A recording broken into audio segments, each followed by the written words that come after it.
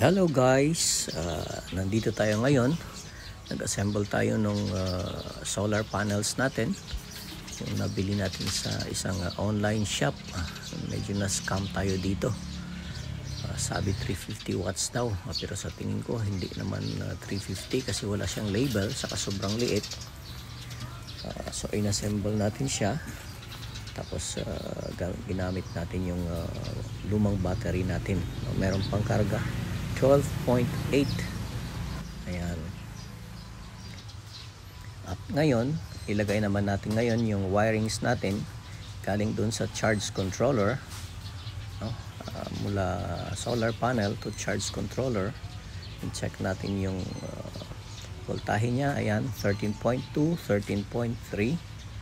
So ibig sabihin kumakarga na siya.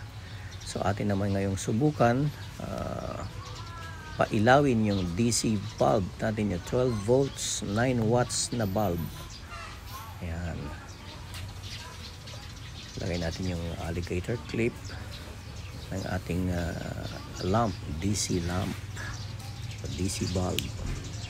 Ayan, so kita nyo naman maliwanag siya kahit na tanghaling tapat. Ayan. At ngayon, atin namang subukan ng ating 18 inches AC/DC fan at 21 watts. No?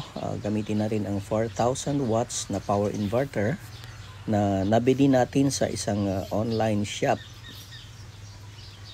So, ikabit na ulit natin yung mga alligator clips. Pagkatapos, subukan nating paandarin ang ating AC/DC fan.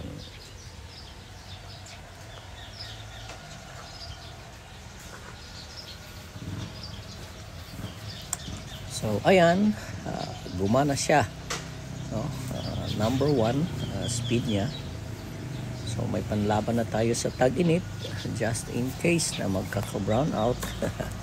May reserba na tayong solar power. Ayan. So gamit lang natin itong tatlong solar panel, battery, charge controller, saka inverter. Ayan. Lagay natin sa number 3. Subukan natin ang number 3. So ayun, smooth sailing. So ayan guys, dyan natapos ang ating installation ng ating solar panel. Maraming salamat sa lahat. Thank you for watching.